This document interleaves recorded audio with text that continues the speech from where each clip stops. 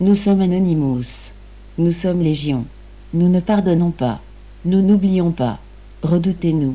Après la stupeur des attentats du 13 novembre qui ont frappé Paris, il est grand temps que les Français se posent les bonnes questions, car cela est la condition indispensable de leur salut.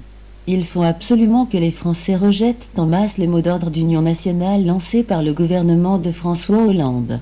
Car si l'union nationale au sein du peuple est plus que jamais nécessaire afin d'échapper aux manipulations de ceux qui voudraient pousser à une guerre civile en France, cette union nationale ne doit cependant pas avoir lieu derrière les responsables de la catastrophe.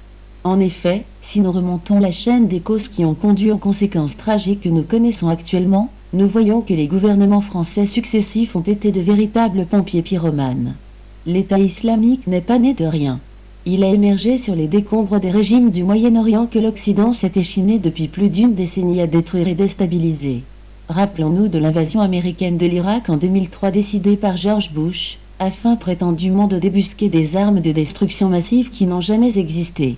Dans le cas de la Syrie, les dirigeants français ont livré des armes à tous les groupes qui prétendaient combattre le pouvoir syrien. Or nous savons que plusieurs de ces groupes que nos dirigeants ont armés sont ensuite allés rejoindre les rangs de l'État islamique.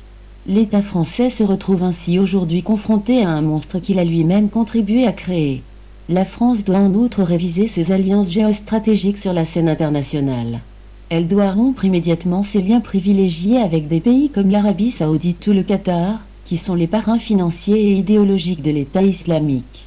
De plus, il est un fait désormais établi que la Turquie ouvre complaisamment ses frontières, afin de laisser passer le pétrole que l'État islamique vend secrètement aux gouvernements occidentaux, et qui lui permet d'amasser de l'argent pour poursuivre ses activités macabres.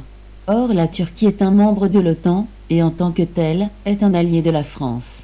Nous incitons enfin les Français à se méfier des mesures de surveillance et de répression que pourrait prendre leur gouvernement. François Hollande a déjà décrété sur l'ensemble du territoire national un état d'urgence, qui pourra être prolongé pour une durée indéterminée. François Hollande a aussi clairement évoqué la possibilité de faire modifier la Constitution française, afin de graver dans le marbre l'atteinte aux libertés publiques et individuelles. Le risque que le gouvernement français profite de la panique pour instaurer une dictature est donc bien réel. L'heure est grave. Nous sommes Anonymous. Nous sommes Légion. Nous ne pardonnons pas. Nous n'oublions pas. Redoutez-nous.